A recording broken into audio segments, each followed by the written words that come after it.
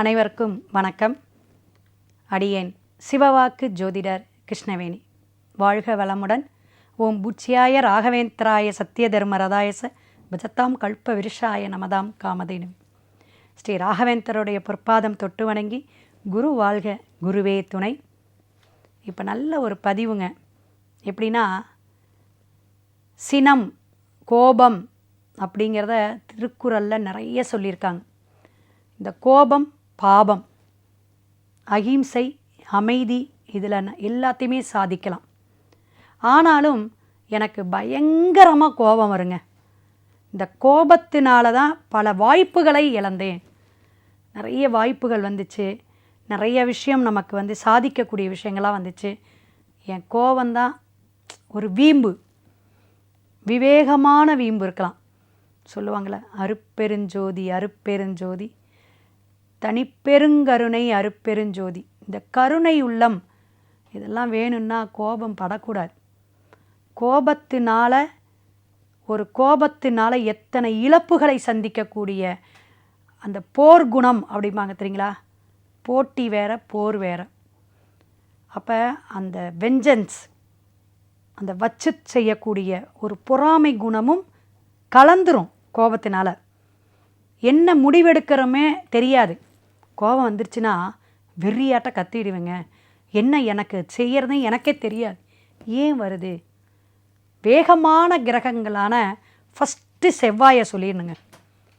செவ்வாய்க்கு கோபம் நிறையா. லக்கணத்திலேயே ஒரு செவ்வாய் இருக்குதுன்னு வச்சுக்கோங்களேன், தலைக்கேறும், உச்சிக்கேறுச்சுங்க கோபம். அத்தனையும் அடக்க முடியல. இந்த விஜயகாந்த் ஒரு படத்தில் அப்படி கண் ரெட்டாகும். அந்த கண் ரெட்டாகிறது அப்படி தலை வெடிக்கிற மாதிரி இருக்குது. லக்னத்தில் செவ்வாய் பட்ட பட்ட பட்ட பட்டன்னு பேசுவாங்க. அவங்கக்கிட்ட வாயை கொடுக்க முடியாது. வாயை திறந்து அத்தனை வார்த்தை, அத்தனை கோபப்படுவாங்க. 2ஆம் இடத்துல செவ்வாய். இந்த செவ்வாய் கிரகம், செவ்வாயுடைய ஆட்சி, செவ்வாயுடைய உச்சம் எங்கன்னா மகரத்தில். சனி செவ்வாய் சேர்க்கை.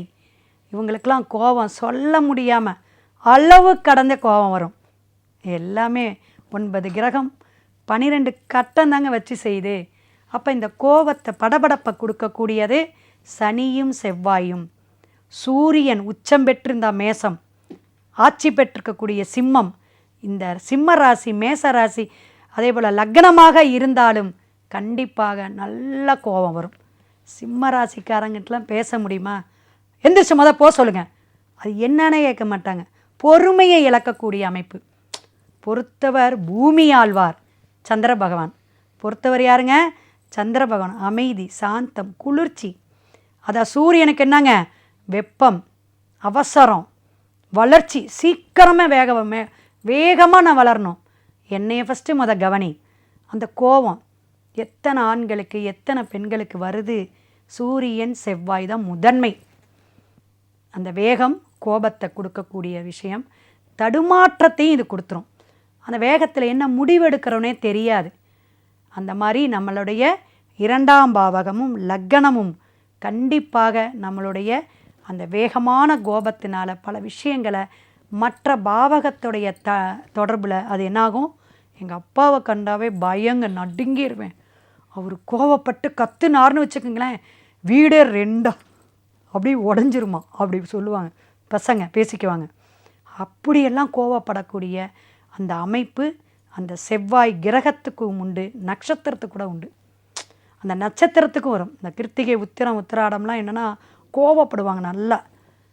மிருகஷீரிடம் ஓரளவு, ஏன்னா மிதுன தொடர்பு இருக்கனால வேணுங்கிற இடத்துல கோவப்படுவாங்க, வேணாம் அந்த இடத்துல கொஞ்சம் அப்படி விட்டு கொடுப்பாங்கன்னு வச்சுங்களேன். கன்னியில் இருக்கக்கூடிய சித்திரையும் அப்படி தான். ஆனால் துலாமில் இருக்கிற சித்திரை கொஞ்சம் வேகமாக படும். அந்த சித்திரை நட்சத்திரக்காரங்களுக்கெல்லாம் வேகமாக அப்படி கோபம் வரும். அதே போல் உத்திராடம், அவங்களுக்கு கோபம் படபடன்னு டமால் டுமால்னு பாத்திரத்தை போட்டு உடைப்பாங்க. எங்கள் அம்மாக்கிட்டலாம் பேச முடியாதுங்க. இந்த பொண்டாட்டி சண்டை அதுக்கு மேலேங்கிற மாதிரி. இந்த கோபத்தில் எது உடையுங்க? பாத்திரம் உடையணும், கையில் இருக்கிற செல்ஃபோன்லாம் உடையும். இதெல்லாம் செவ்வாயும், இந்த செவ்வாய் நட்சத்திரமும் சூரியனுடைய நட்சத்திரமும் அந்த தசாபுத்தி நடந்தாலும் வேகமாக இருக்கும், கோபம் வரும். அந்த சூரியன் செவ்வாய் நட்சத்திரம் ஏதாவது சாந்தமான ஒரு நட்சத்திரத்தோட தொடர்பில் வரும்போது அப்பப்போ வரும் அந்நியன் மாதிரி, அப்பப்போ சாந்தமாக அடைஞ்சிரும். அப்போ இந்த போர் குணத்தை கொடுக்கக்கூடிய அமைப்பு ராகுவுடைய தொடர்பில் அதிகமாக தூண்டி விடும். எப்படிங்க? ராகுவுடைய கிரக தொடர்போ ஒரு இப்போ கும்பத்தில் ராகு போயிட்டுருக்கார், அங்கே ஒரு செவ்வாய், அங்கே ஒரு சூரியன் இருந்தால் பயங்கரமான கோபம். அவங்க எப்பயுமே கோபக்காரங்க. இப்போ சிம்மத்துக்கு ராகு வரான்னு வச்சுங்க, இது மாதிரி அந்த மாதிரி வரும்பொழுது கோச்சாரமாக வரும்பொழுதும் இன்னும் அதிகமாக இருக்கும். உடம்பு கெட்டு போயிடும், ஆரோக்கியமே போயிடும், பிபி வந்துடும். கோபம் என்னத்தை கொடுக்குங்க? பிபி பேஷண்ட் ஆயிடுவாங்க. மூக்கில் கூட ரத்தம் வரும்னு வச்சுங்களேன். செவ்வாய் என்னதுங்க?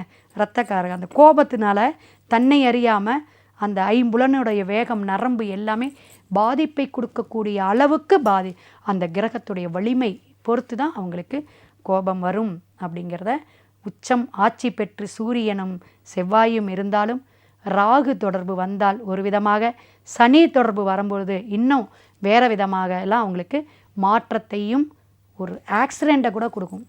ஏன்னா கோபத்தில் வேகமாக வண்டி எடுத்துகிட்டு போவாங்க, அவ்வளோதான். அது மாதிரி நம்மளே தன்னோட தலையில் மண்ணவாரி கொட்டிக்கக்கூடாது அளவுக்கு கோபப்படக்கூடாது. அதற்கான வழிமுறைகள் தியானம், மெடிடேஷன், பெரியவங்க பேச்சை கேட்டு நடக்கிறது, இது மாதிரி நிறைய பக்குவமான. இந்த செல்ஃபோன் வச்சுட்டு பேசிக்கிட்டே வண்டியை ஒரு கையில் ஓட்டுறது, கார் ஓட்டும்போது செல்ஃபோன் பேசுகிறது, அந்த நேரத்தை மட்டும் காலம் கருதி நம்மளை நாமே திருத்திக்கிறதுக்கு தான் இதுக்கு தீர்வு. இதுக்கும் கோயில் பரிகாரம், வாழ்வியல் பரிகாரம். நம்மளை சாந்தமாக அடையணும்னா நீங்கள் மனசு வைக்கணும், கோபத்தை குறைக்கணும். அதுக்கு நிறைய விஷயங்கள் இருக்குது. கவுன்சிலிங் எடுத்துக்கணும் அப்படின்னு சொல்லலாம். ஸோ நல்ல ஒரு தலைப்பு நினச்சிட்டு இதை சொல்லிகிட்ருக்கேன்னு நினைக்காதீங்க. இது எல்லா மக்கள்கிட்டையும் புதஞ்சிருக்குதுங்க என்னோடய வெறி கோபமெல்லாம் அப்படின்னு. சாதிக்க முடியாது. அகிம்சை, அமைதி, இதில் தான் சாதிக்க முடியும். இதைவிட அன்பு, பரிவு, பாசம், அரவணைப்பில் சாதிக்க முடியும் அப்படிங்கிறத கவனத்தில் எடுத்துக்குங்க. கிரகமும் கோச்சார கிரகமும் தசாபுத்தியும் தான் கோபத்தை தூண்டுவதற்கு இந்த மாதிரி அமைப்பில் இருந்தால் அவங்க தன்னுடைய வாழ்க்கையை தானே தான் திருத்திக்கணும். அதற்கான வழிமுறைகள் நிறையா இருக்குது. சிவாய நம. திருச்சிற்றம்பலம். வாழ்க வளமுடன்.